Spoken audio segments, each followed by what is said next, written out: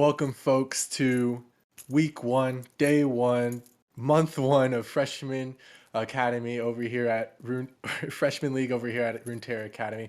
I'm going to be your play-by-plays for tonight, Arlant, and my co-caster, my wonderful color caster, My name's Gigatron. Gigatron. Yeah. Yeah, we have a fun game series tonight. It's between SNC versus BDE, and I'm really interested to see how this kind of goes. Switching off of sophomore league last semester to the semester being on freshman league. I know I casted a few last time around, and they've been pretty fun. So I'm interested to see how tonight goes. Absolutely. I unfortunately didn't have the pleasure of casting too many games with Runeterra last year. I only found them at the end of last year as a substitute. But even then, that one experience was super, super fun. So I'm eager to see an entire year of that realistically. Oh yeah. I mean, it's definitely been a fun series, just a fun group to work with. But looks like we're going to be heading into draft right now, as we see Ooh. SNC choose blue side and BDE is going to be on red side here. Yeah, instantly getting into draft, we're already going to see two quick bans. The Victor taking off for SNC and Big Duck taking away the Seraphine.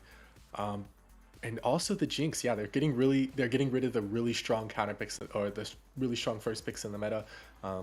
Angling looks like for a Corki first pick or a Caitlyn something to really set up a strong lane and make a statement.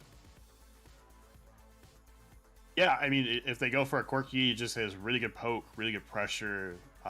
Has it where you could take it pretty much kind of anywhere now. It feels like. I really wouldn't take a bot, but you could take a top lane or mid, and it just feels really comfortable. Um, like again, but a lot of pressure. It something I hate going against. Even as a top laner, where I'm just like, hey, I picked this melee champion, and now I just get outraged super hard, and I have a lot of bursts coming at me. So definitely annoying. Absolutely. Oh, Ooh, we the got a Nunu. Nunu fan. I wanted to see the Nunu. Oh. The Nunu's always a fun little pick, but we're gonna see the first pick Morgana really opening it up with a decently strong support, I would say. Decently strong support. Pairs really well with the Caitlyn, with the Aphelios, which are, two of the strongest champions in the current meta besides Jinx, who was banned away. So it's really putting the onus on Big Duck to take away the Caitlyn as maybe the Amumu comes through? Yeah, a Mumu could go first, and then you could pick up Caitlyn right here, or you could just pick up another really good poker. You could take Ezreal, which would be Oh, yeah. perfectly fine, have that safe range. Um, I'm okay with them just taking Caitlyn because I feel like this is just the better matchup. They just don't want to go against it in the bot lane, and I don't Yes. know.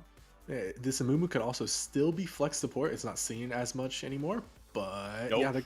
they're opting they're opting out of the lane matchup entirely. So they're just gonna say, you know what, we're gonna give it up. We're gonna take the Bard, and we're gonna leave our ADC alone. So probably you're right. Probably gonna be the Ezreal. That's the only ADC I can really see standing alone in a lane with a potential Morgana Caitlyn. Ziggs potentially as well. He has his own little form of escape and can clear waves super well, but that's going to be the Morgana Vayne. Very dangerous lane even for the Ezreal. If he shifts in the wrong direction, he can get stunned up very easily. Yeah, I mean, and that's the big thing is you don't want to get stunned at a wall. You don't want to. I mean, look at it this way too. If you throw pillar at the perfect angle, you're literally pinned into the wall. Oh So yeah. not only that, you can just be permanently pinned between Condemn and Pillar, and that's the Ooh. most annoying thing I can tell you right now. Is just doing that. But we have Tristana. Yeah, Tristana. That's an interesting pick right there because it's like with Tristana, you want to scrap in lane, right? And you want to be jumping on top of them, but you don't really have the chance, I'd say, into Morgana Vayne as Tristana. Um, Still has some form of wave clear, so still has that potential safety and can jump away, Buster Shot. So she's not as dangerous of a pick as, say, more a mobile ADC like Kog'Maw or Ashe or Sivir, but she's still definitely not the safety pick you generally see when paired with the Bard, right? The Ezreal, the Ziggs, um, potentially even Zaya coming out. But anyway, getting into the bans, Annie and Syndra versus the Wukong and Shin bans. What does that tell you? Annie, I mean, she's really strong. She has hype burst. Kind of follows the same suit as Syndra. Syndra can poke a little bit better afar. You can throw the spheres down as much as possible. You could use stand aside pretty much as needed. And yeah, it's just one of those things where if you can get good stuns off, it's really punishing on the other team. And then especially if you can keep enough spheres out, once you use the leash power, yeah, it's just it's so satisfying to see it go out, but True. you're usually dead at that point. So, but we do see a first pick Malphite coming out now from BDE. I think that's interesting for a top. I'm assuming top and not mid. You know, there's always a potential. We won't know until whatever they decide to choose for mid here. I'm assuming we're probably gonna have Poppy top. It could be Trundle top. You never know. Absolutely. This Poppy Trundle is super flexible, right? They have the option both of them to go into the jungle and both of them to go into top lane. So it's really just a matter of, do you want that split pusher top, or do you want a hard, you know, counter to certain people in a team fight top? Poppy can be all over the map with her W if she's in the jungle, but you know, if Trundle's in the jungle, like you said, that pillar can really mess some people up in the longer lanes, you know, Tristana Bard or even the Malphite. But Karma as the counter into Corki, that's interesting. I haven't seen that one. Walk me through that one. So Karma, I mean, she's got really good shields. She can kind of take a lot of that brunt of the damage. She provides good poke. Is able to not necessarily safely farm, because I feel like you're still getting a phosphorus bomb and missiles be shot at you a lot. But we could also look at maybe it's Morgana mid too, because of the fact that Karma could pretty much go anywhere these days, and it's most likely, I feel like, a bot more than a mid, but I could be wrong completely with that. It's just my guess of kind of what I'm looking at here, but I do agree the Morgana could be down there too. I don't know. They're really messing with me on this one. They're messing with both of us. I would have no clue where this Karma is going, but I think in the current meta, it's better to have Karma in the solo lane versus the support lane, just due to the recent changes, you know, they made to her ultimate, with, you know, auto attacks no longer reducing the ultimate cooldown. Definitely can work into the Corki. I think you have to just space the lane properly and watch out for his level 6 damage increase, because once he gets missiles, his damage just shoots up through the roof and it gets kind of nuts. Yeah, and that's the thing, is like he's got really good ramp. On top of with Tristana too, you have it where bomb the satchel charge, whatever. There's so many bombs, I can't keep So them many straight. bombs. But basically, with her bomb on top of being able to poke out with missiles from Corki, they're just going to be getting a lot of good pressure. You have Valkyrie that could go in and follow up with Tristana's jump. Bard could just put a portal at any point and you could just see the whole team coming in. I like that a lot though, because you have really good engage coming out there from BDE. But I look at Snack Bears too, and like Snack has an interesting combo. No. Okay, I was gonna say don't hit me with the 80 top. No. Okay. We have the Poppy. All right, so it is going to be Poppy in the top lane. I like that. Like, Poppy into tanks is just so, it feels so good for the Poppy, and it makes Malphite's life so horrible to actually play into. He has to really conserve his mana, and his only real tool to trade back into the Poppy is going to be his Q. Granted, if his Q, you know, if the Poppy plays the lane correctly, he'll never really have the opportunity to use his Q to its full effect. But it looks like it is going to be the Morgana in the mid lane as the counter, you know, counter to the Corki. I'm not quite sure about that one. I feel like that one is a little bit too rough, you know, for the Morgana to land her critical damaging spell, which is the binding. Yeah, I mean, at that point, you're trying to get as much binding as possible. She can technically mitigate his damage a little bit more, since he is more of that hybrid style, where, you know, you do go like Sork Boots, you have more of that pressure between that like mixed damage.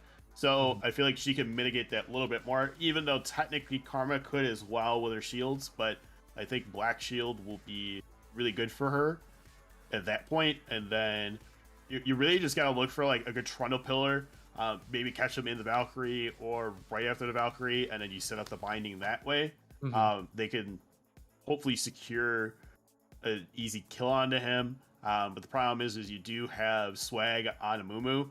I like this a lot just because then anytime they try to go in, he can just come back right at them and stop them, Right. or he can just engage and he's got like full force right behind him, which is Mhm. very not necessarily super dive heavy, but definitely can follow up very well if they want to on a tower.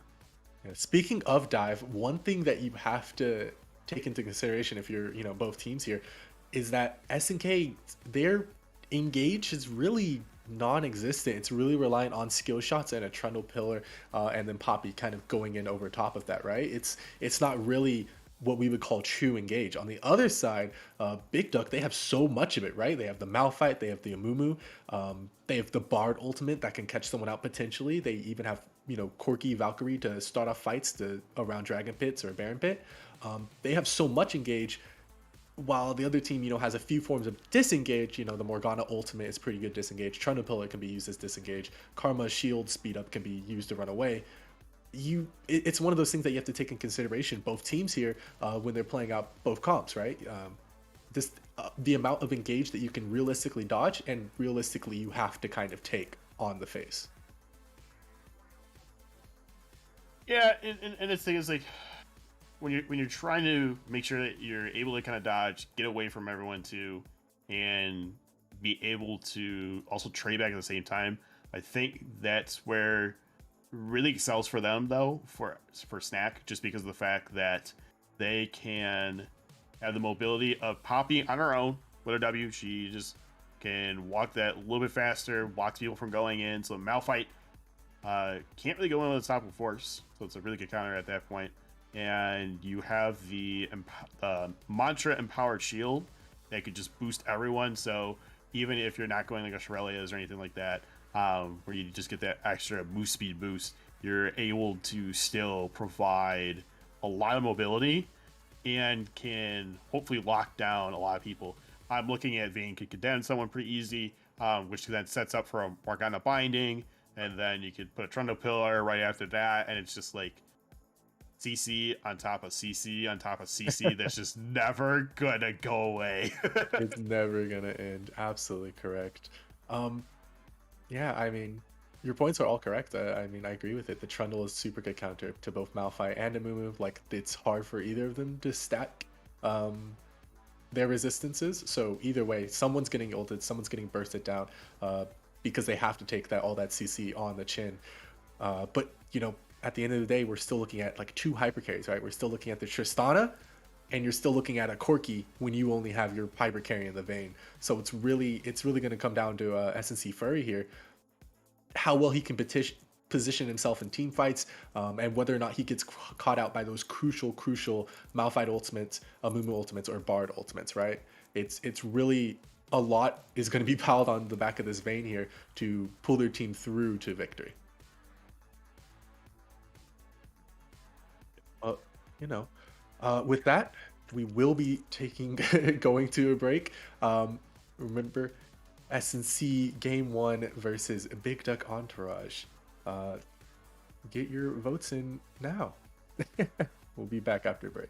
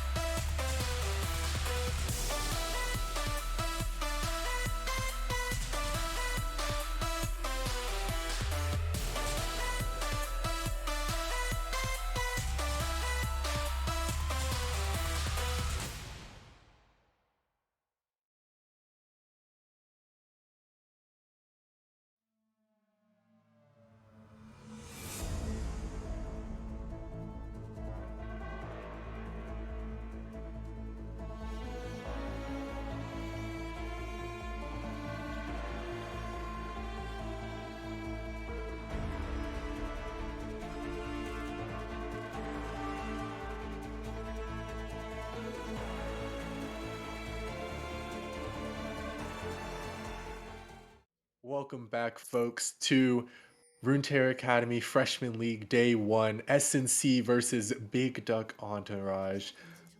Absolute banger of a series. I can already see it because we already have a Corki with a tier in the mid lane going into a Morgana.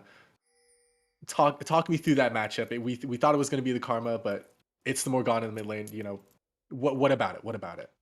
Yeah, so Morgana's gonna try and get as much flanks as possible, which is kind of the same thing with what Karma has to do, because you're doing that mantra Q on her for Karma, which Mhm. is essentially trying to get that burst. I mean, yes, you could technically do it in a wave, and it might pop on a Corki and everything like that, but for Morgana to work, you definitely gotta see if you can get that flank for the binding. If not, you're gonna use a lot of soil damage, Yep. and just trade with your autos. And then from there, you're just trying to again roam and set up some good ganks. Mhm.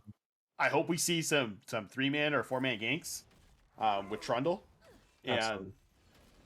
pretty much just hope for the best with that because it's definitely gonna get pressured out after a while. Just because I don't feel like she can sustain well enough, even with the Torment of the Soil. Mhm. Yeah, absolutely. And one thing talking about pressure, it's I really feel like the pressure is on the side of SNC to close this game out before Big Duck scales. You have a early game Trundle. He really likes to invade, really likes to skirmish, really likes to get up in the Amumu's fate and Mumu's face and punch him around a little bit. But he can't do that all game. There comes a point where the Trundle can, or the Amumu can rather, can start tanking all his damage and stall long enough for the Corki to rotate over, the Bar to rotate over. They're really on a timer and they really have to start something, going quick, even as they have to be keeping that in the back of their mind, even as they're farming here. Um, it can be a rough game if it goes too late. It can be, and that's the thing is you really don't want it going too late. It doesn't mean that like Trundle's gonna fully like fall off either because you have Oh Subjugate. no, of course not. Subjugate's one of those ones that no matter what, whether it's gonna be going on to swag or tamed here, it doesn't matter. It's gonna be taking all those resistances away, all that health away. He's gonna get that regen. He's still gonna be able to smack hard too. Like Mhm. a lot of people like think, with Trundle it's just super early. He can still be prevalent in that mid to late. Late not as much, but he could create that weakness on there that when the hyperscaling vein pops off, Oh she could do that a lot of damage out of that person. So that's where I think they kind of lean towards that. Is they're definitely playing through for Furry here, yeah. but we'll see how the lanes kind of play out. Juice is definitely pushing real hard into Malphite here, but it's a little expected since he's not one of Popular. those champions that need gold. Absolutely. And it's like one of those things. He's allowed to do it because they like obviously can tell that the Amumu is bot side, pathing towards the bot side. He's more than allowed to push into him and not really have to worry about getting counter ganked. As the Amumu starts to steal some chickens away, Trundle walking up can't really do anything about it. Has to watch him get taken away, and that is already a camp up. Actually, two camps up for the Amumu because I think he got the Scuttle Crab and Big did Yep. not. Super unfortunate turns of events for this Trundle here. Yeah, Big got the top side one, um, which is okay, but it's not like good for him in that aspect just because of the fact that you're down chickens. Chickens is Mhm. still technically up. He Oh, he left has one up. Oh. He left two up actually. He left the big one and one of the small ones. So it's Oof. still kind of beneficial because if you really want to, you could waste a smite on it just Mhm. to level up your improved smite sooner. But it doesn't have to be the case with that. So it's still punishing because you're taking the smaller gold away, but it's also better that Amumu gets out because of the fact that now he can go to this top side, still be safe, gets that little bit of that CS lead, hopes that he can maybe play through his Malphite when his Malphite comes back if he's going to sit up there. If not, we are going to actually see Trundle takes over the chickens on the opposite side. Oh, nice. Gets a little bit of that gold that was lost back into his pocket here.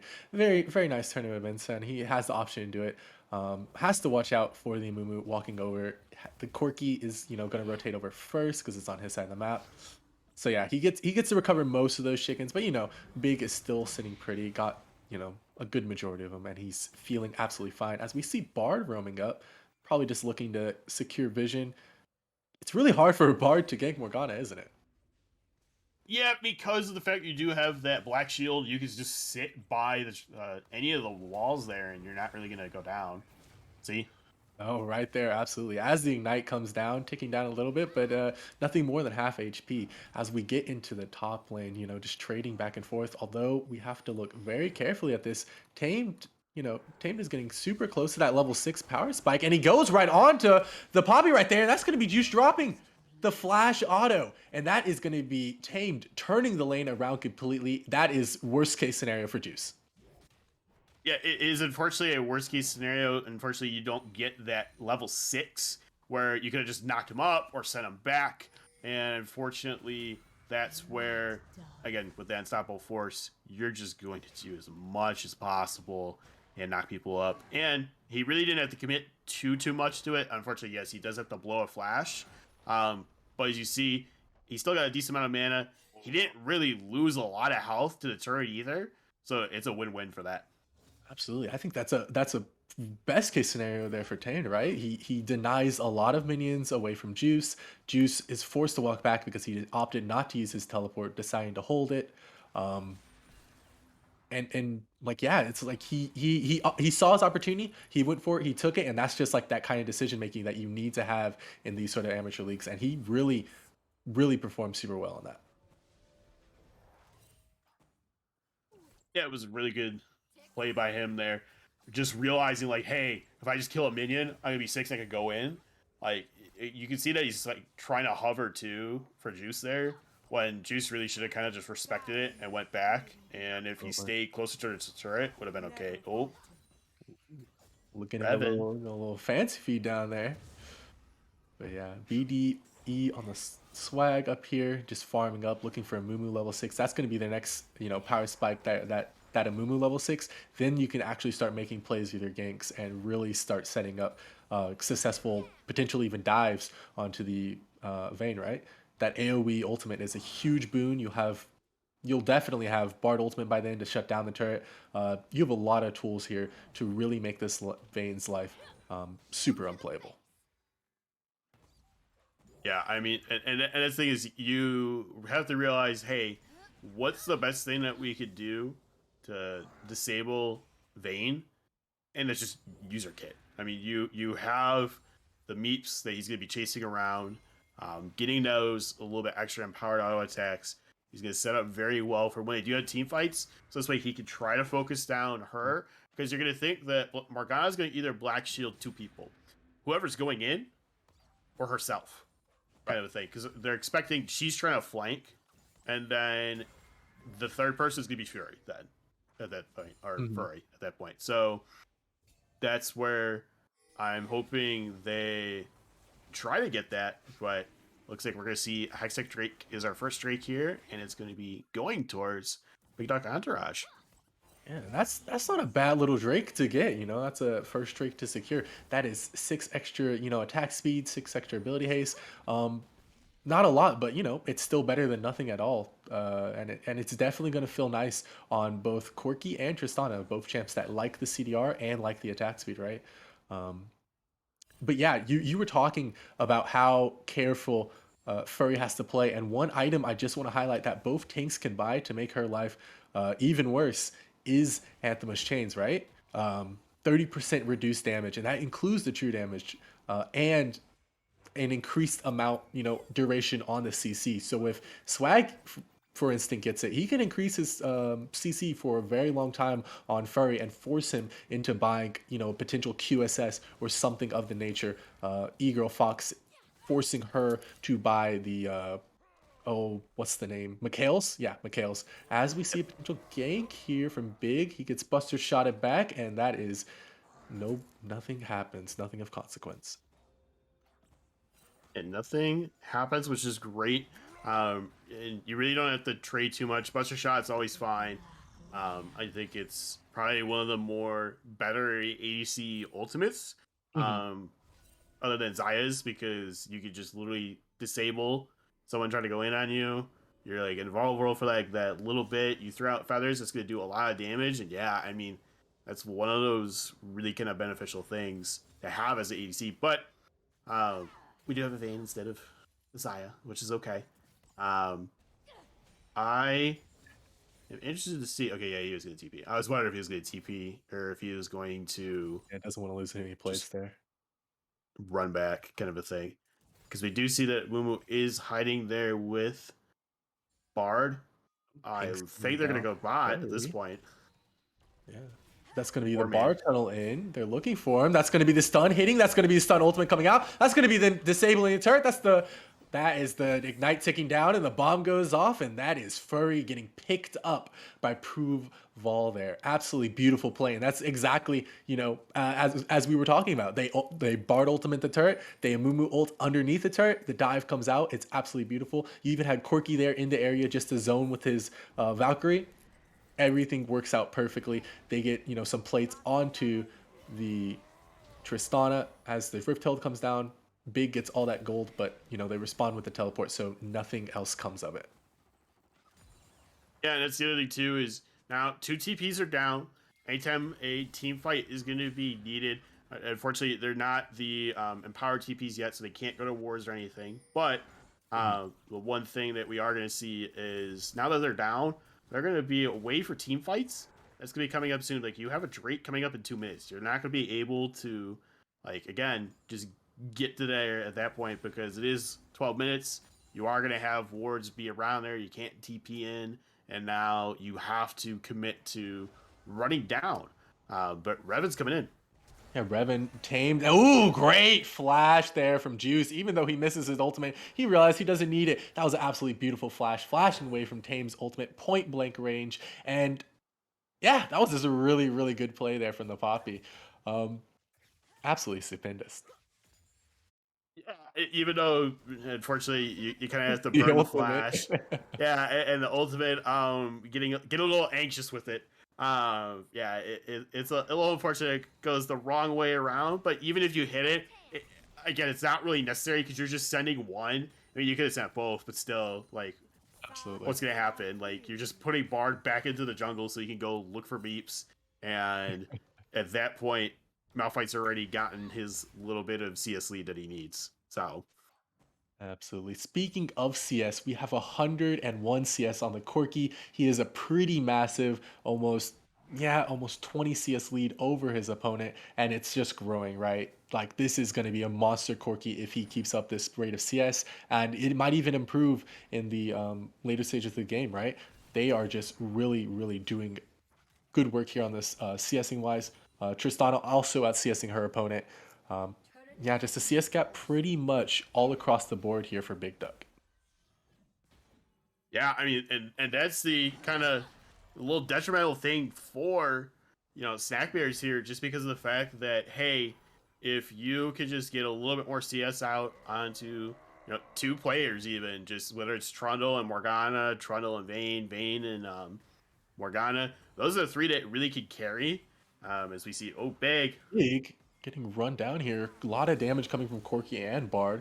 It looks like might be a fight as this Drake is about to spawn. It spawned up. That's Mayhem flashing out. He's trying to throw a root, but that's going to be Prove All picking up that kill. Now they're trying to turn onto Furry. He manages to get out of the fight. Juice in the front line. That's going to be the Corki flashing in, but that's the Karma Shield coming through. That's going to be Furry picking up his first kill of the game, but as he drops, that's going to be the rest of the team running for the hills. Juice gets stunned up. Very nice, Revan. And that's going to be him dropping to the Tristana bomb.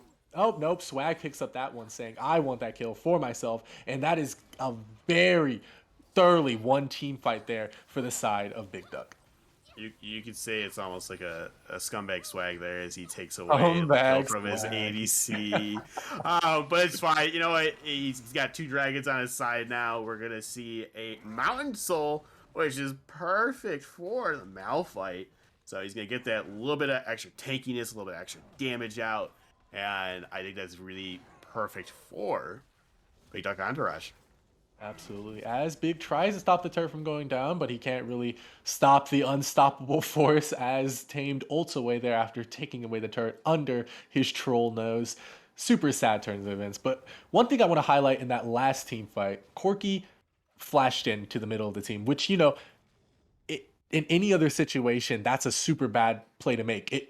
they worked out for him. He got the kill onto Furry, but he also lost his own life in the process, right? So going Yeah. further into the game, does Fishing for Honor need to change how he's playing this Corki here? No, I think he's playing it perfectly fine. I think the big thing that is really working for him is, again, these team fights. People were getting bullied out, like you saw. Mayhem got bursted pretty quickly. Has to flash. Is going to be able to kind of commit that a little bit more for Fishing for Honor by doing that, and then to position himself to get more rockets out, have the Gatling gun go off, be able to get any phosphorus bombs needed. So I think that's where is really kind of beneficial that he just gets whatever positioning he needs to just take the fight. As long as he has that, he's good. Oh, Trundle. Absolutely. Trundle getting stunned up, getting jumped on by Tristana, and that's going to be a kill going over to Pruval so quickly. But, like, what else can we expect? Already having the, what is that? Kraken Slayer picked up the true damage, the burst. It's more than enough to take out a Trundle that doesn't even have completed boots yet. Everyone else, in the game is starting to pick up that first mythic, but Trundle looks so far away from his own. It's only going to get rougher as this game goes on if he doesn't pick up that mythic in a hurry. Yeah, I mean, the other thing is you realize he does prioritize going that Tiamat routes. This way he can clear that a little bit faster and everything there. You see Malphite is rooted on top of the turret there, but It doesn't even matter. Damage. Doesn't even matter. Egro Fox getting stunned up there doesn't matter at all either, as the Malphite's ulting in for a solo kill. Barrier coming out from Mayhem. He's gonna survive that attempt, but Big again getting knocked back by the Buster Charge, getting taken down. That's gonna be Swag going in trying to get a kill, gets knocked back by Furry, and that's Corki with the package looking for an angle. Tame flashing in under a turret, but he didn't anticipate the stopwatch. He manages to get out, manages to survive. Mayhem also survives as well, and this is just fights after fights all over the place as Fishing for Honor goes in with the Valkyrie. He found the angle, doesn't find the rockets, and Egro Fox manages to slip away. Yeah, he had the package there, using his quirky flight skills, was able to get around what he needed to make sure, hey, if they try to run through this, now I have the Valkyrie down, they're going to take that damage over time, and then you're making sure that, again, you have your Gatling up, trying to put more of that pressure out with those rockets. He's doing really well and setting up well with this Bard and Tristana. Pruval is just working out really well with those explosive charges, and then with the Buster Shot lined up too. There's just a lot of damage that I guess people just don't really realize that Trist has, which is why she's still even like a good mid laner when you're trying to provide a lot of damage too. Absolutely. People just aren't respecting or anticipating the Hail of Blade Tristana with, Kraken Slayer here. They're just kind of, Big is just kind of walking in here and getting taken out every single time, pretty much solo. But he's finally completed his mythic, gone for the Divine Sunderer tech here, trying to chomp on some of the, tankier members of the team, get them real low and real, squishy for Furry here to deal some damage. But as the next straight comes up in 40 seconds, their vision control is looking very, very rough. Yeah, that is one thing they are lacking, which wish they had a little bit better, but they are clearing wards. They do see Egro Fox, but nothing coming out of it. Yeah, absolutely. Egro Fox just poking back and forth, Mayhem fishing for Qs. And I think this is, where the roughness of their comp comes in. They're lacking that engage. They saw them walk up and they're able to walk up just blatantly in their face because they don't have to worry about getting engaged on ever, really, right? They have to deal with this Malphite split push on the top side. Tame doesn't even need to teleport down because he knows that his team cannot get engaged on unless they walk into a Morgana binding. So they can start the Drake up, they can take over vision control absolutely 100%, and it's their game really to run here for Big Duck Entourage. Never falter. Yeah, I mean, this is the one thing that they are doing really well. Oh no, they walk right into the Bard ultimate. They're looking for Tame. That's a 3-man ultimate, and that's three people deleted instantly. Pruval picking up 1. Fishing for Honor picking up 2. He's looking to pick up his 3rd. That's gonna be the triple kill for the Kirky, and that is Ping's going down onto the Baron. Instantaneous turn. That is beautiful play right there. They ultimate with the Bard ultimate, and they just went for the kills instantly. They didn't even hesitate at all. Yeah, when you use Tempered Fate lined up with Unstoppable Force, you're just getting so much damage out because of the fact that once the Tempered Fate falls down, you're able to knock up 3. You had Corky free fire for no problem there. You're getting the Gatling gun going, you had a Phosphorus Bomb that did a lot of damage there. Again, missiles, being able to just shoot freely. Again, this is why Corky excels very well, whether he's in mid lane or top side right now, just because of the fact that, again, his range provides a lot of damage, a lot of poke. I mean, and he's scaling very well. Look at it. He's got his Mana Oh yeah, now. Here he he has, is a threat. yeah, I should say Mura Mana now at this point. He has his Luden's Tempest too, so he gets that extra poke no matter what, whether he's just using that Gatling gun or the again missiles or phosphorus bomb. That's why again he's a really good pickup that they decided to focus on. Mhm. And banning out the Jinx, I think, was really good because now Furry's not going to be able to be on someone more pivotal. Not that Vayne can't be. Again, it's just Vayne's just very slow, I feel like, to ramp up. And once you get there, yes. But Mayhem, jeez, you're taking a lot of Oh poke. man, taking so much damage. And one thing I just want to highlight is that SNC opted to ban away the Jinx themselves. They took away that option for the first pick themselves, and I think it is 100% coming back to bite them here. They're trying to do so much with a short range AD carry. As Big looks to get something off, it's going to be on to Fishing for Honor. He's forced to flash out. He's trying to do some damage, but that's going to be the binding hitting, and that's going to be 1,000 gold shutdown going over to Mayhem. That's going to be the Art ultimate onto the turret. That's going to be Juice spinning the hammer, towing away Swag. That's going to be Revan taking up Tamed, flashing in, going crazy directly onto Furry, but he got so many shields. That's the true damage coming through, trying to do something big over on the backside, and that's going to be a great Morgana binding onto 2, and that's going to be 2 kills quickly picked up for Mayhem as Big Dick or Big Tuck Entourage overstaying their welcome.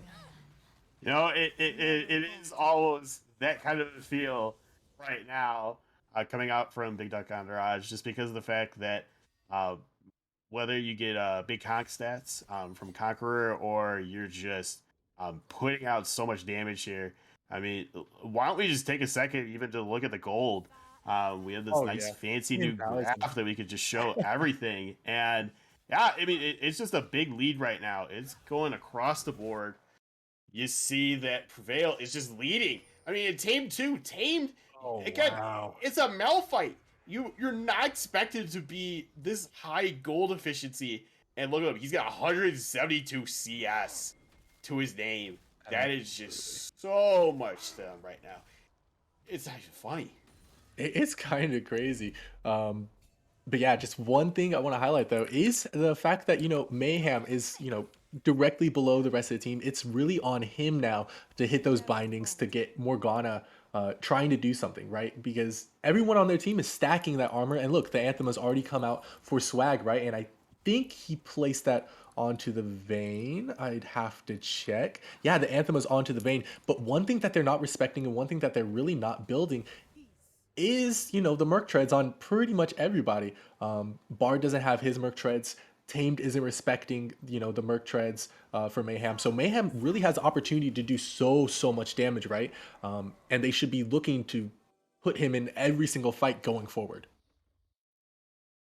Yeah, and they really need to. I think the problem is even if you do, um, she does have the Zanyas, so she can't go flash in or just go in, get some chains out like right now. Ooh, that's them on the Swag. Swag getting stunned up, but that's going to be a 3-man Bard ultimate. He's looking for the opportunity. Oh, he finds it. That's going to be Fishing for Honor into the backline. Fishing for everyone. That's going to be Tamed over the top, cleaning everyone up. That's only going to be one person dropping, but it doesn't even matter. That's going to be a quadra kill for the Corki. As they looked in the game, they most definitely can.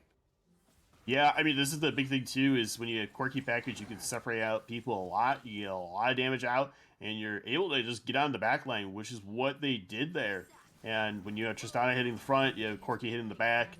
It's just way too much damage for them to handle.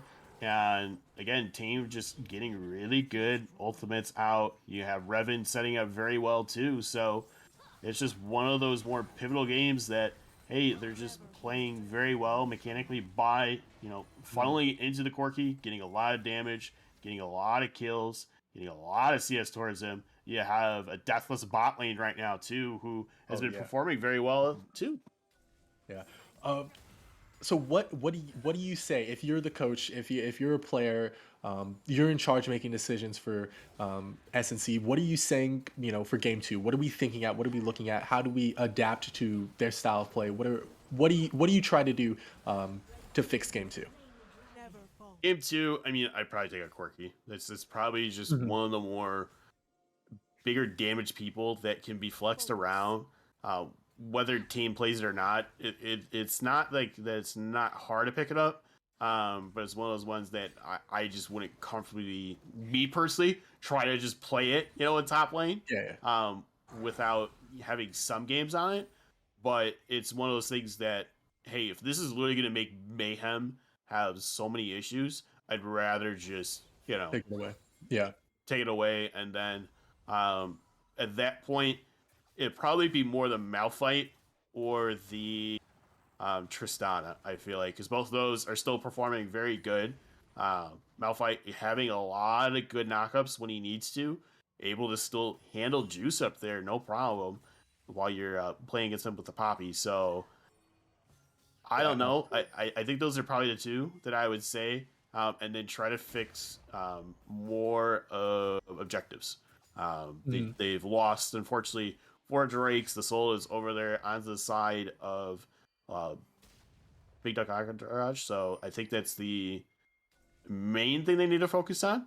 Um, but here in this game, if they could try to steal away this Baron, it'd be great. But I don't think Yeah, they're going to be able to get I there in don't. time. Yeah, I don't think anyone is ready to respond. Mayhem. Their only AP source of magic damage, all the way in base and walking up. That's gonna be them flashing in. Swag missing it, unfortunately, but the pillar was too close. He almost killed E-Girl Fox there. As she gets hit with so much damage, that's gonna be the flash ultimate by Tame, and that's gonna be them finding Mayhem. Oh no, everything's going down. Furry managing to flash out over the wall. Big just trying to do what he can, try to distract however he can, but that's gonna be Revan barely missing the ultimate, flashing in, hits the stun, gets the ignite down, and that's gonna be a solo kill by the Bard, and that's gonna be Corki just walking everything into the base.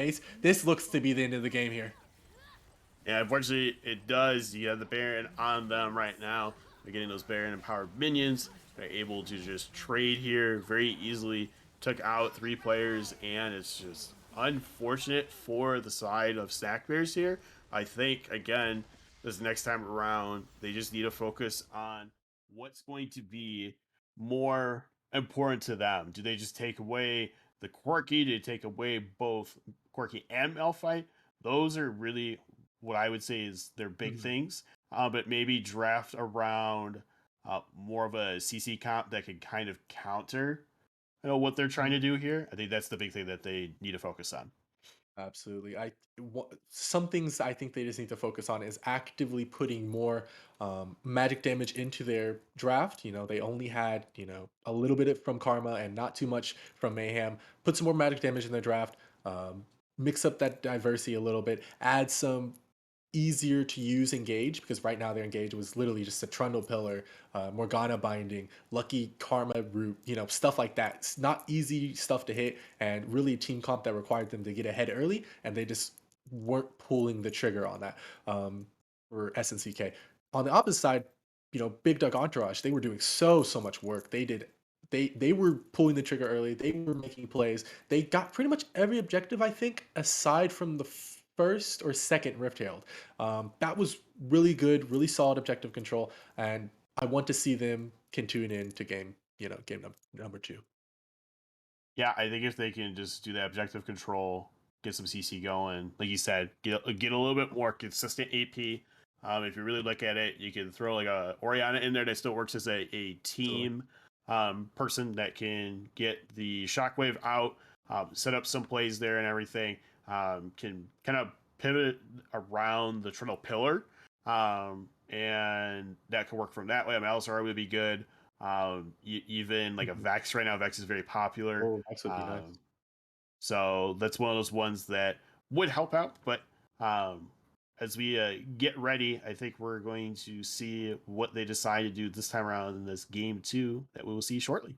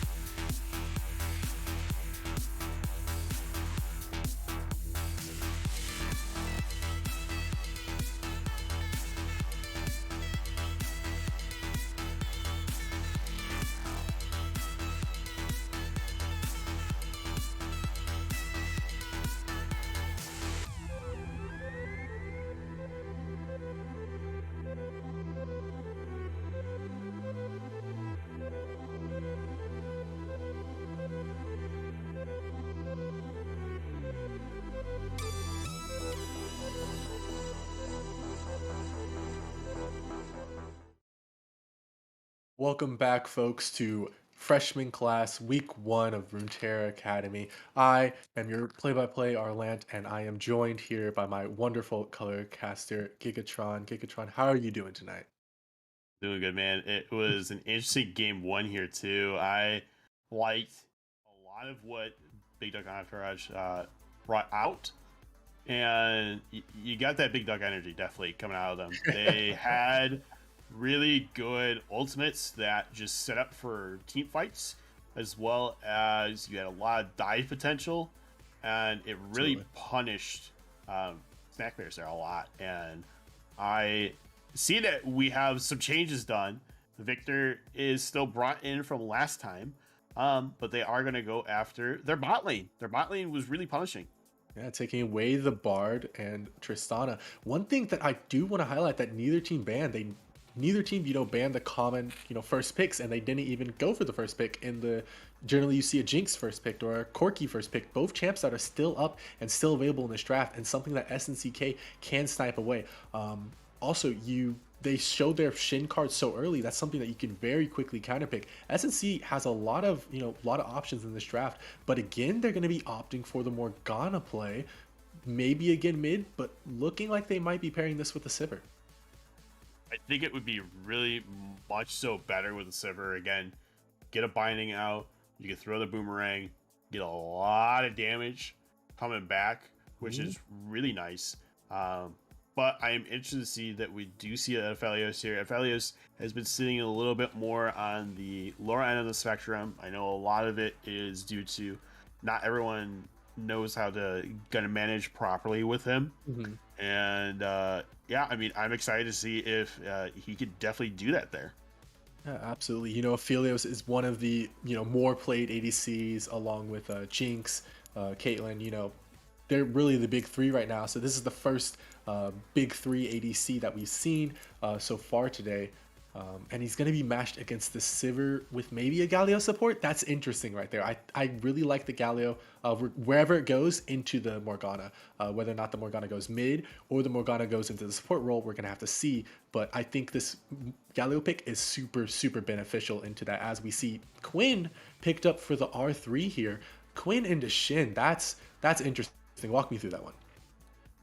What in a sense. So, the big thing is Spirit's Refuge does block a lot of damage that she'd be doing from range. So auto attacks aren't going to be doing too much. But you can get the blind off onto him.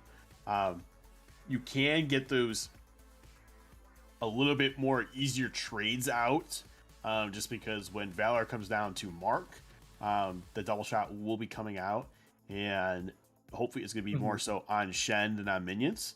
So I think that's going to be really beneficial to them. And I think that if they really want to, they could run Ignite on her. They don't have to. But it's probably better just to win lane, try to keep them out as much as possible. And she does have the knock back. So hopefully she can keep him out of Stand United. So we'll see what happens. Yeah, and one thing I'd like the Quinn as a pick for is the fact that she brings so much roaming potential, right? Once she hits level 6, she can just, opt to leave the lane entirely. And it really, I like it as a tool to force out Shin's ultimate, because otherwise Shin would be the one leaving lane after he gets the shove, and he's the one who's making plays all around the map. As Quinn, you really force him to be reactionary with that ultimate as much as possible, and when that ultimate is down, Quinn can still be roaming. Shin can only really roam when he has that ultimate, or a teleport to a turret available for the first 15 minutes. We're gonna see the Nocturne come out in the jungle, and that's gonna be countered with the J4, maybe something else looking, but they definitely have the box set up right. They have the J4 ultimate into the Galli ultimate, Shin ultimate over top, and Aphelios just pumping in so much damage with whatever gun he's got. And oh brother, it's the mixer. Oh, this one's gonna be a rough one for the side of Snack Bears here. Yeah, I mean, Anivia, really good combo. Can set up definitely well with Jarvan. Put a wall behind someone, flag dragon, get the Cataclysm going, get the Frost Orb out, and yeah, it's just a lot of damage there that people don't realize that if you can't flash out of a Cataclysm, you get Glacial Storm and Cataclysm going on. It's rough, kind of a thing. But this is actually a really good counter for what they're having. They do have Morgana going mid. We have Leona bot, so Solar Flare going in with Zenith Blade, having her stuns go out to will be good. Could follow up with Nocturne. Mhm. Nocturne could also be joined by Quinn. Like you said, she has really good roam potential, and she could definitely make a lot of 3v1s. Might see a 4v1, in that case, in the bot, or 4v2 in Mhm. the bot lane.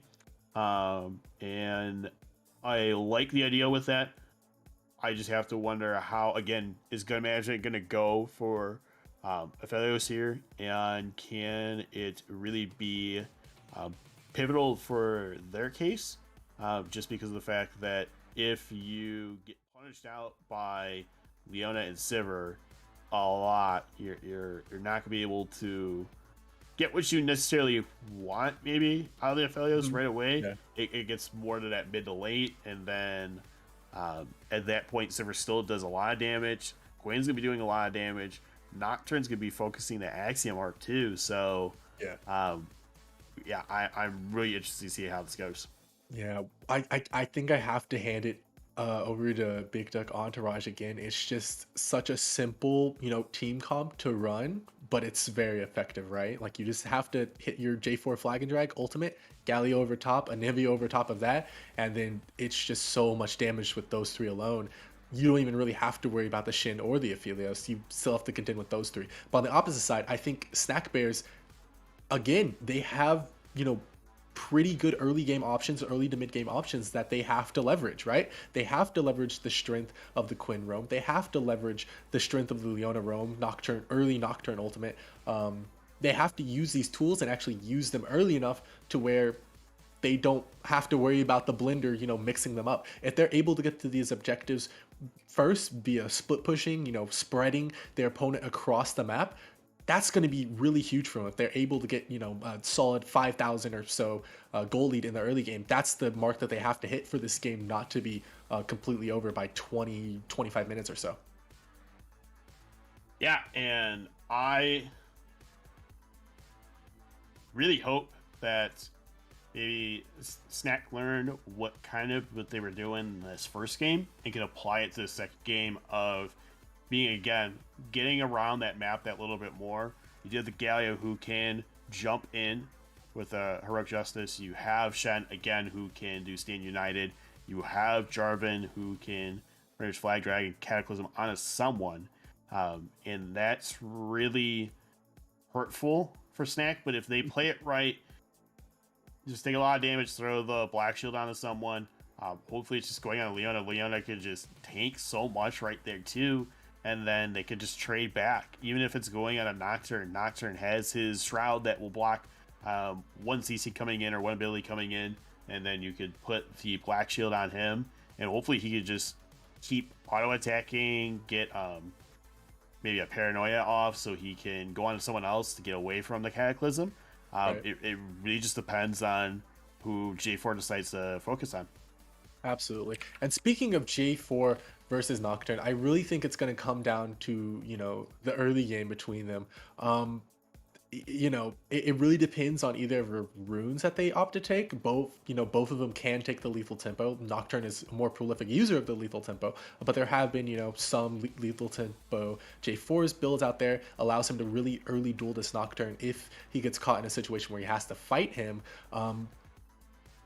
But realistically, he doesn't need to, right? He can opt to stay away. He can path away from this Nocturne, right? So he has a lot of it's really on the Nocturne to really find this J4 out wherever he's starting, path with him, and try to fight him at every single opportunity he can get, whether or not it's invading or just fighting him at Scuttle Crabs or counter invading. Try and do something, because if he just lets this J4 scale, it's Mhm. it's a rough situation for him. Yeah, and you're gonna try and have as much skirmishes as possible against him.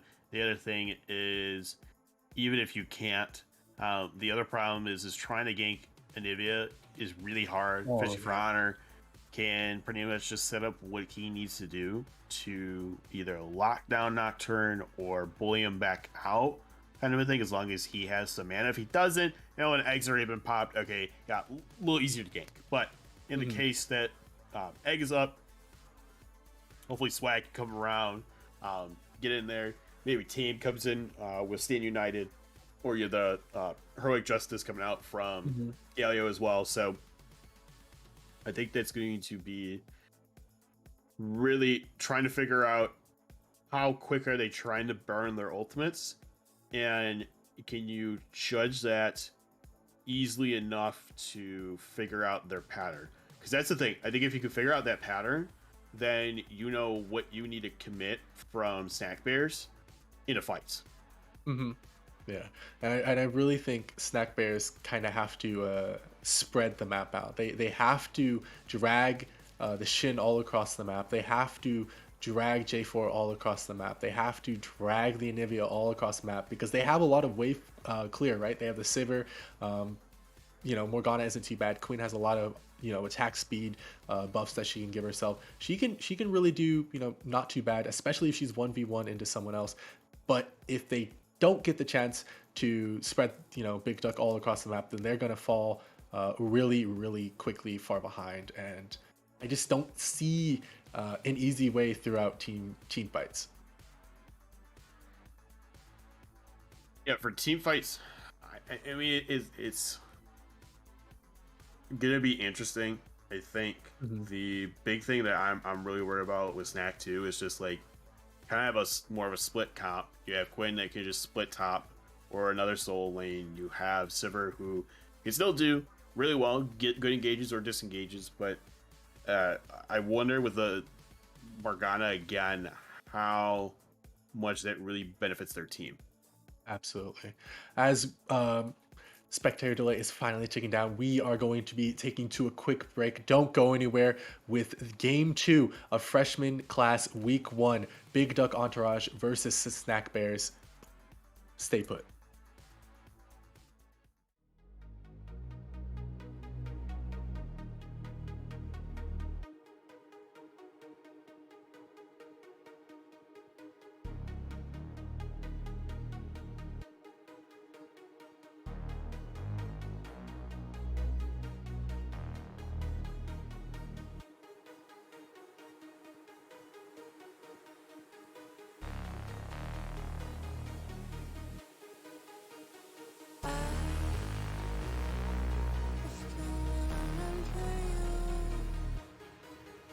Am I breaking through?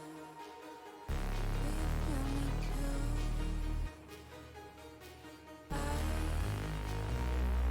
I still wanna run to you. Am I breaking through? You feel me too? I still wanna run to you. Am I breaking through? You feel me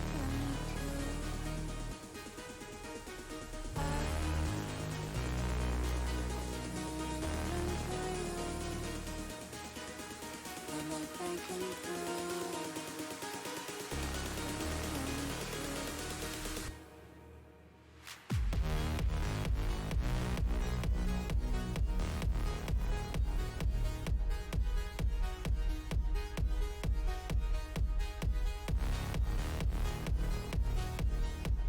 still wanna run to you.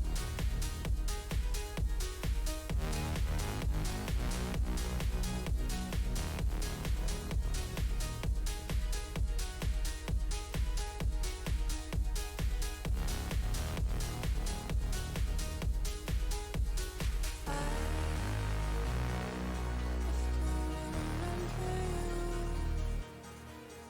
Am I breaking through?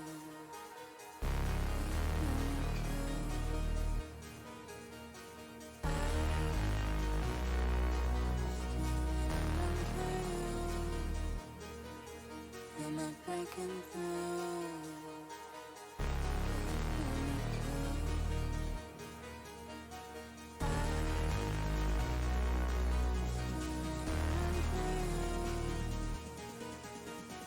breaking through.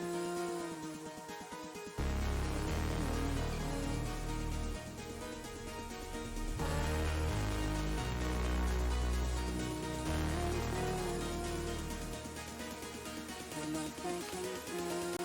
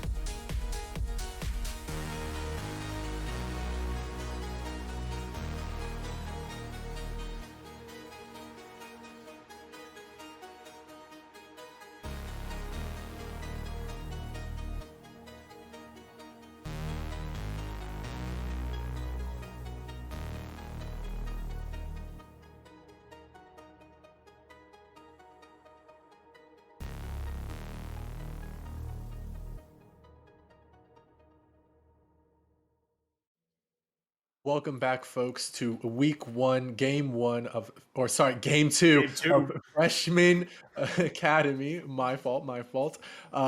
Big Duck Entourage versus Snack Bears.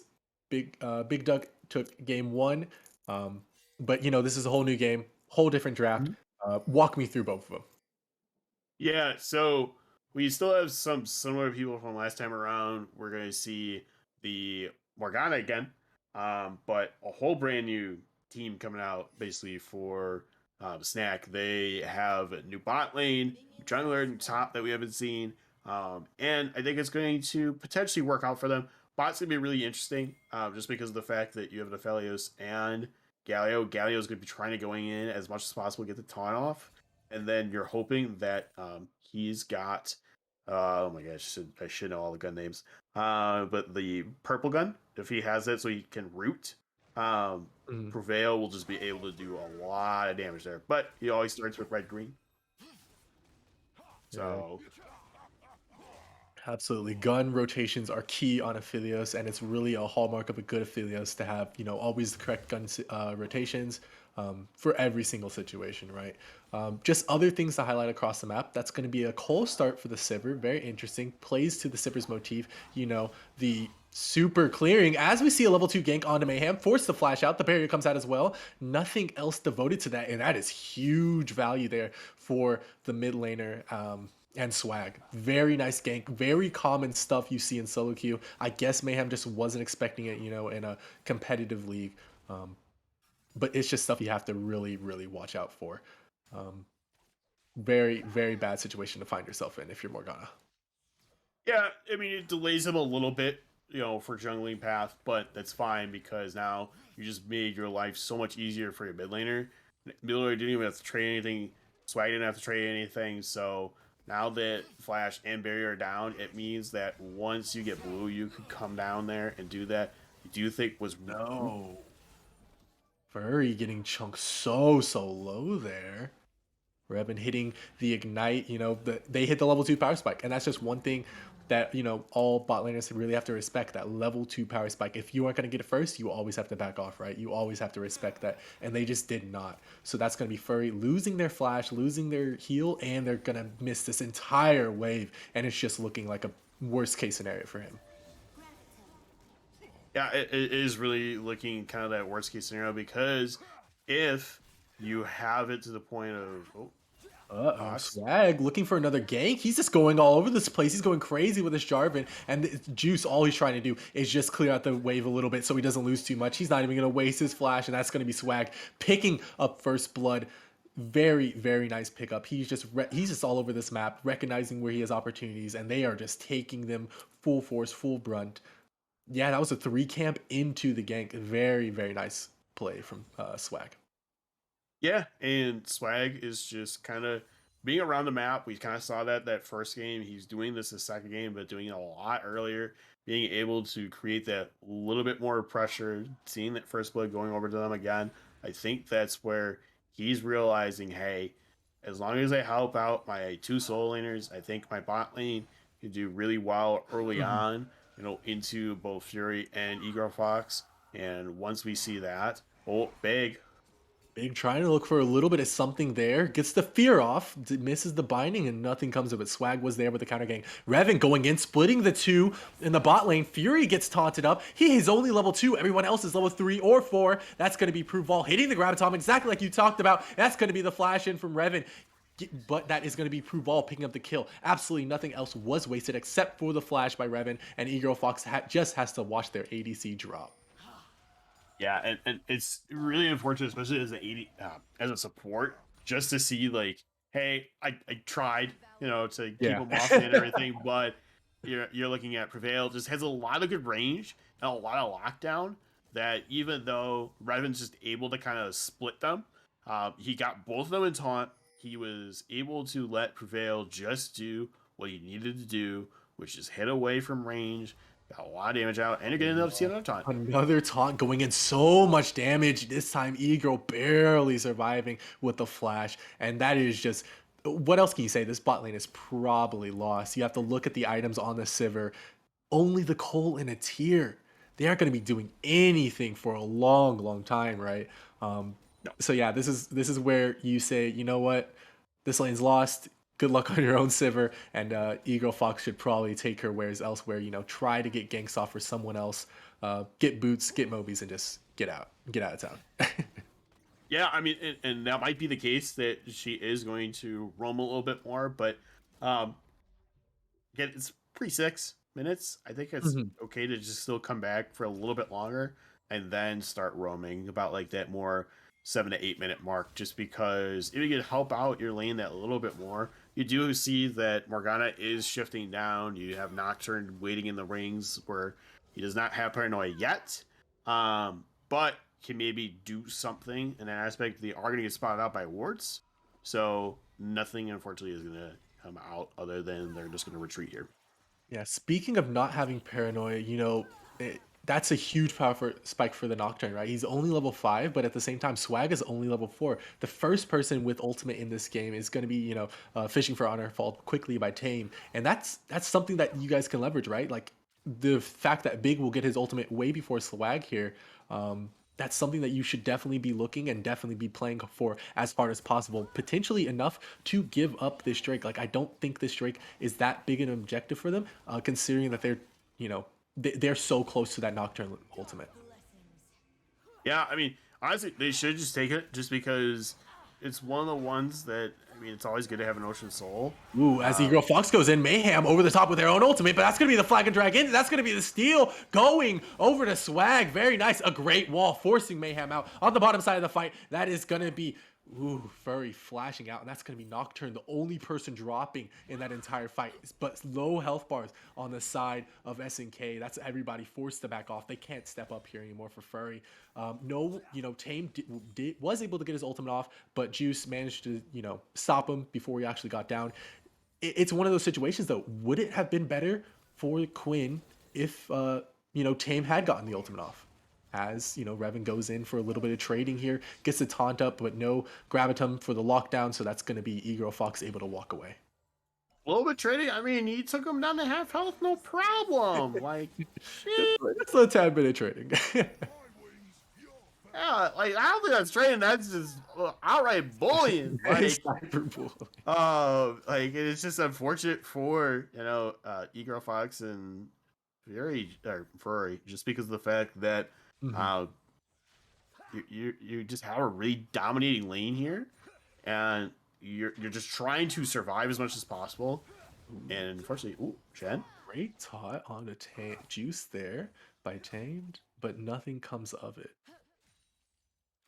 And like you have really good trading power with Mhm. Shen early on, but and especially with grass too, just Oh. because empowered attacks. Oh my god. Um, um, So much damage from a support Galio, man. What do you what? So if you're SNK or sorry SNC, yeah. what are we doing here? You What's our go? What's our game plan? need to get an adult. Because it's just like I said, you're just getting outright bullied here in the spot lane. They had a lot of pressure to be put around the map.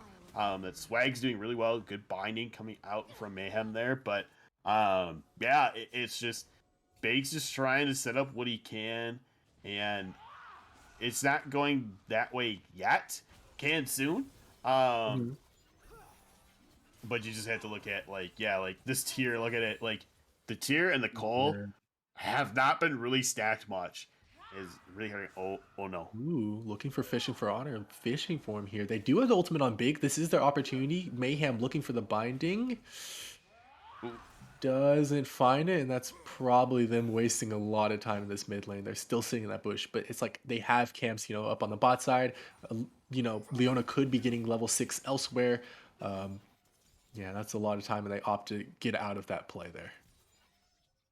yeah, and they have to realize like, hey, you can't really force it because she is sitting that little bit back more. The wave was also pushed in more. If the wave was set more into the middle where she has to step up, then you have that little bit more of a chance. I was kind of like Revan right now. Revan's sitting in that wing where he could be able to just tower dive here pretty much freely, even if you have your shield to block one of the abilities coming at you, for Furry there, it's still going to be a lot for him to deal with. So, Yeah, um, speaking of the tower dive, it looks to be the play here. Revan going in, no, decides against it, but that's going to be them starting up the play themselves. Big goes in, gets knocked up. Look at Furry on the side. He's trying to do some damage, but that's going to be Prove Ball just taking up so much damage. That's going to be the shit ult coming down. Mayhem trying to do what he can.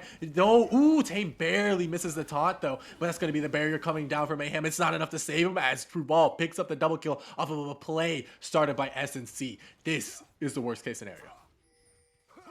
yeah, I mean, it's really bad because they had the plan and the idea to still dive regardless.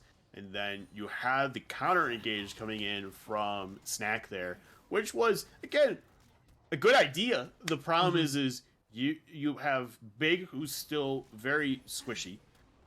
You have Morgana, who again, not that she can't do damage. She's just not providing the damage that we would like to see at this point in the game yet. And Just and just yeah. because of that, that's where unfortunately you're just gonna see people fall. Absolutely. As Swag goes in, drops a smite, drops a slow with the shield, gets knocked back, tries to go in anyway, gets ignited up, and this might be Swag dropping. No, he manages to flash out. Doesn't dodge the Nocturne trail, but it doesn't even matter at the end of the day. And one thing I want to talk about, you were talking about their items and not dealing damage. That was a really risky play considering that you're right. No, nobody on their team has the damage yet. We're still looking at a tier Cole start from Furry. Nocturne just now hit that chain whip power spike, and Morgana's super hard to get damage on if they don't stand in your abilities, if you miss that binding, if your ultimate doesn't come out in time.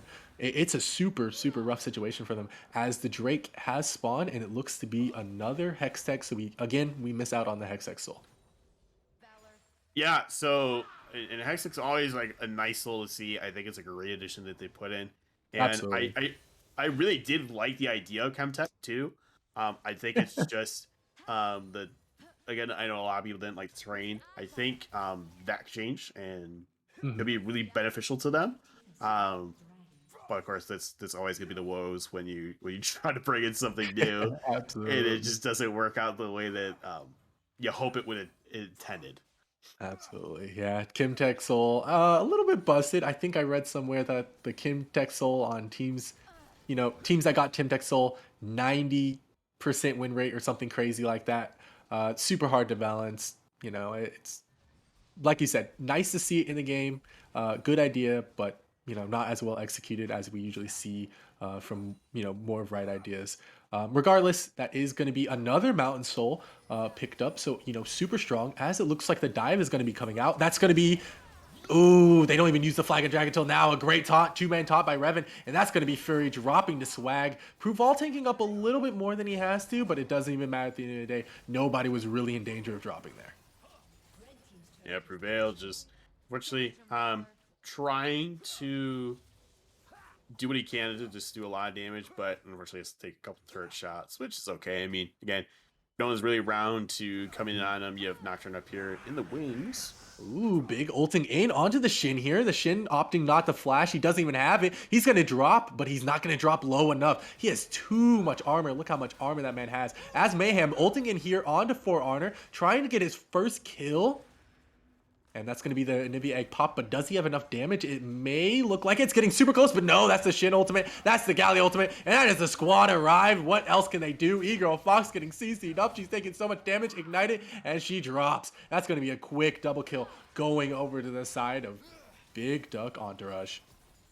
All I have to say is, hey, yo! I mean, you gotta look at the fact that, again, you try to take out Fishing for Honor here, but they just got baited back. I mean, you had Stand United come in, you had Heroic Justice, which just is, again, really just good CC layering when you're doing this combo of a team, and it worked out well for them. I think that's one of the things that, again, Big Duck is choosing really good comps, and they're executing it very well. Mhm. Yeah, their comps are, I have to say, they're really, really good so far. Like, I very few faults in either of them. Very strong comps, do exactly however they want to play their team style, which is, generally, even top side, a little bit weaker in terms of dueling jungle, strong bot side, strong mid, and then they just win the team fights from there on out. As we look up for each team fighting around the Rift Hill, Tame gets hit by a little bit of damage, doesn't matter too much. Juice gets taunted up, Big gets blocked by the Black Shield, and that's going to be huge damage onto Juice and Big, but it's not enough. That's going to be, ooh, look at the bottom side of the fight though, Pruval getting stunned up, CC'd up, and that's going to be a triple kill going over to the side of SNCK or SNC, and that's going to be Mayhem flashing out, and that's a 4K for them. That's huge. That's absolutely massive. They were fighting without swag there, and they are able to pick up this nice little objective off the side of that, and that's going to be them shrinking the gold deficit, down a little bit.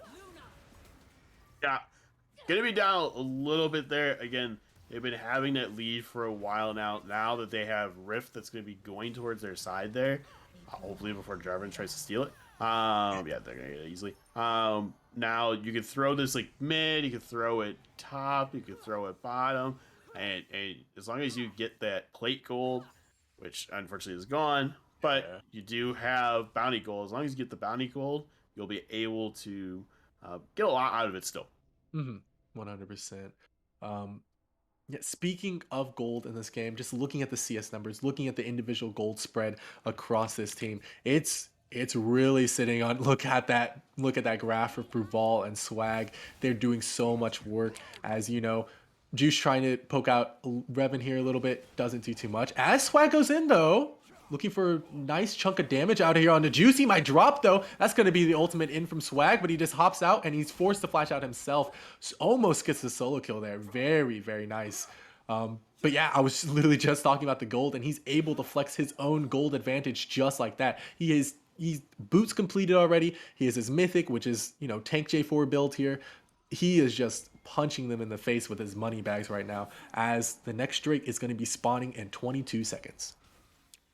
Yeah, next Drake coming up. It's going to be a Mountain Soul, so we are going to see that one again. Oh, Big. Fishing for Honor, flashing out. Big doing a little bit, but it's not enough. Yeah, just Unfortunately, watching. his team's just split all over.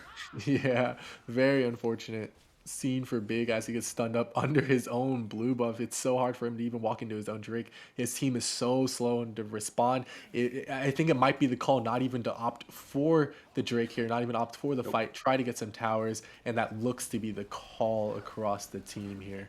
Yeah, dropping the Rift Tail mid, looking to pick up that mid tier 1, as, Big Duck Entourage takes the first Mountain Drake of the series. Well, first Mountain Drake of this game.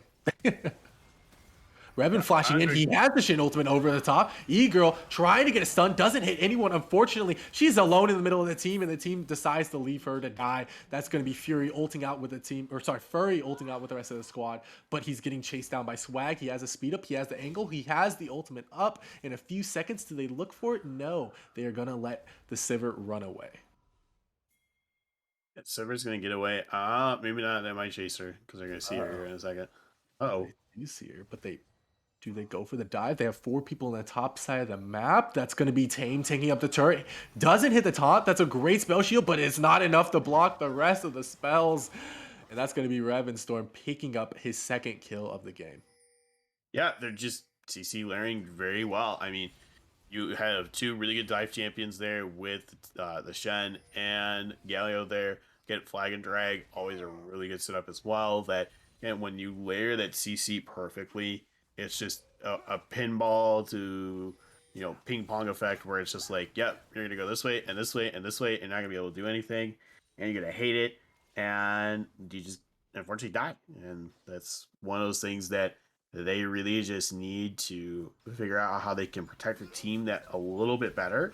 And once they find that out in this game, it can help them out a little bit more in these team fights. But right now, Tame is getting a really good push here to the spot side. Absolutely. He's in a more dangerous lane, but at the same time, it doesn't really matter to him. He's a very tanky lad right now, and yeah, again, like look at the items, look how much armor they're stacking, and this time you have a lethality Sivir, you have an ADC Quinn. It's going to be so hard for them to punch through all the armor of Swag, all the armor of Tame, and even not Revan though. He is going for a full AP burst Galio machine. He does not respect them in the slightest. He is going to just try to do his best to burst along with the rest of the team. So his heroic entrances, they're going to be even more heroic as this game goes on. I think also Rock Belt is just really good to have because it's, again, a positional thing.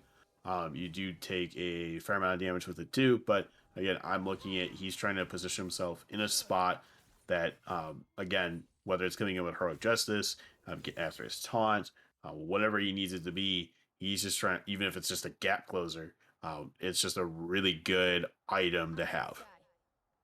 Absolutely.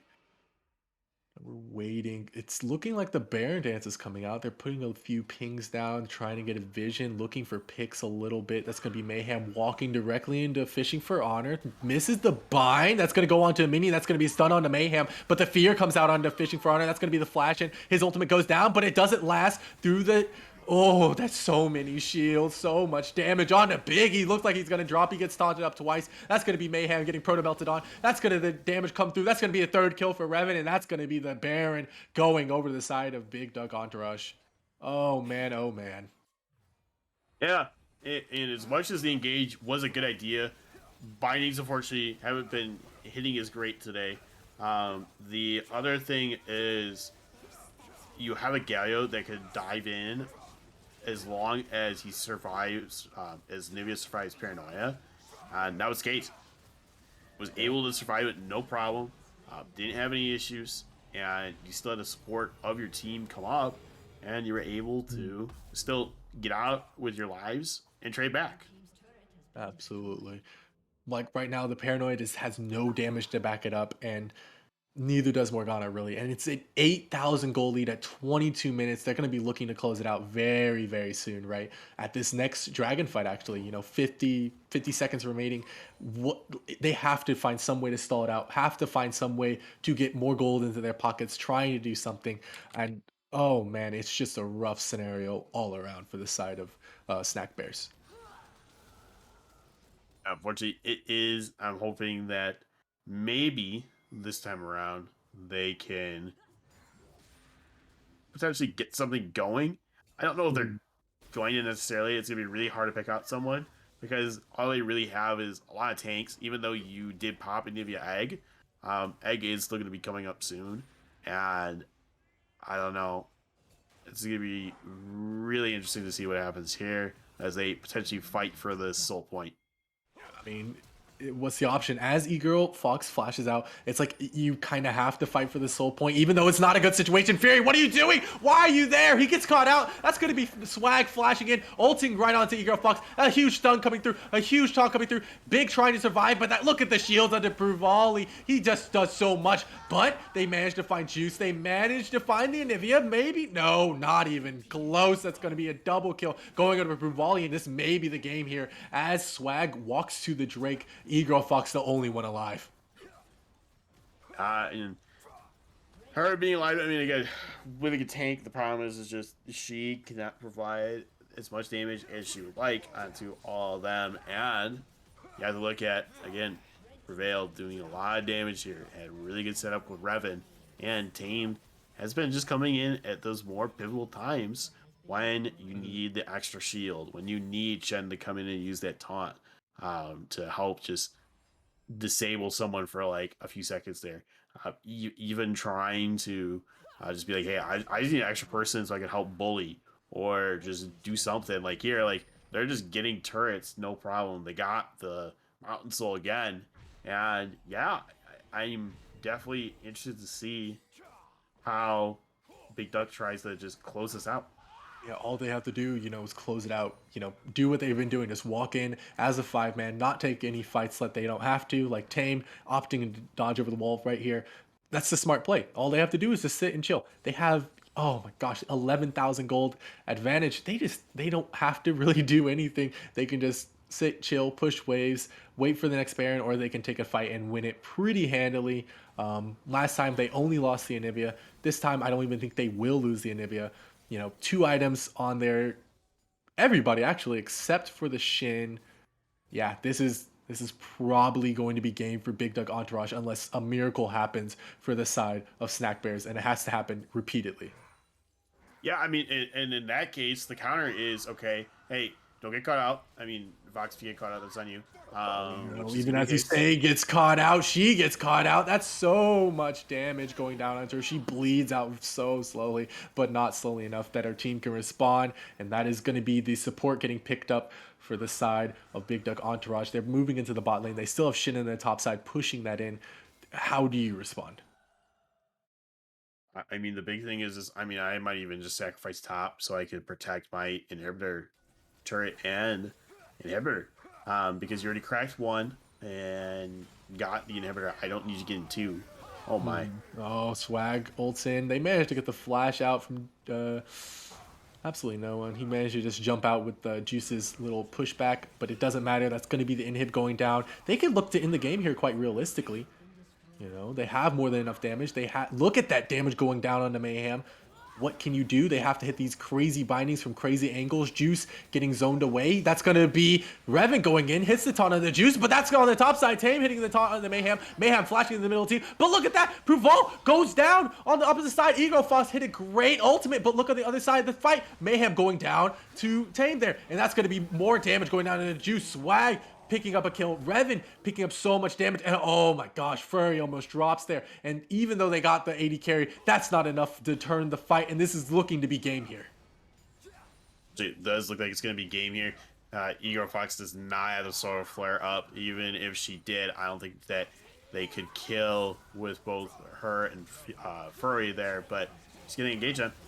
Absolutely not. That's going to be Eargirl Fox go down. That's going to be the GGs come out. That's going to be Fury trying to do what he can, but all he has is a Dusk Blade and a Mana Moody that's not even fully stacked, and that is going to be his Nexus dropping. Oh boy, what a series.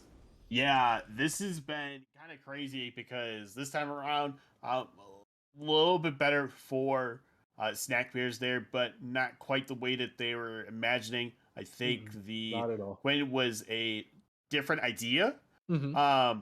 but not necessarily the option that it might have gone with, just because of the fact that you have the Nocturne, you have Furry being on the Silver there. That's a lot of 80 damage. So you kind of just get nullified by the fact of was it you got Bramble, Steel Caps, Steel Caps, Frostfire Gauntlet, Sunfire. Sunfire Cape. Oh man, it's just a rough time to be playing AD carry into these games. Um, Yeah, yeah. a little unfortunate. Regardless though, very, very well played from Big Duck Entourage. They played both games super well. Their drafts were very on point. They played exactly perfectly to how their drafts wanted to play. Um, and yeah, that's just super, super well played by them. If I was Snack Bears here, I would be going back to the drawing board. I would be going back to reevaluating what our drafts should look like, how we should play them out, and VOD review positioning later into the game when we're down. Yeah, and I think that's the thing is trying to figure out where is it that they're not capitalizing right. Mhm, And it might be, hey, I didn't get that extra ward out in lane, maybe in mid lane, or is it, hey, I didn't keep up my pink wards maybe top, or just again very something simple like the macro plays that they just need to do. mhm, And once they kind of understand that a little bit better, they can take more of these fights and more of these trainings mhm. happening. Unfortunately, it's just again you're taking Shen into Quinn, which is a good idea. It's just not really beneficial to Quinn if she can't get ahead. And when you kind of drafted more of a squishier team, and you only have two melees, it just didn't Yeah, go in the way that they were thinking. absolutely not. Um, But yeah, that I think that will do it from us on the casting desk. Yep, that's just those two games for you guys tonight. Um, again, congratulations to Big Duck Entourage. We will be back here tomorrow. Well, not us specifically, but more casters will be back here tomorrow for sophomore, I do believe, Yep. kickoff. That will be very interesting to watch. But again, I have been your play-by-play Arland, joined here by. Gigatron. So, man, it definitely was a pleasure casting it, and I hope everyone has a good night. We'll see you guys tomorrow for the sophomore league, and have a good one. Everyone.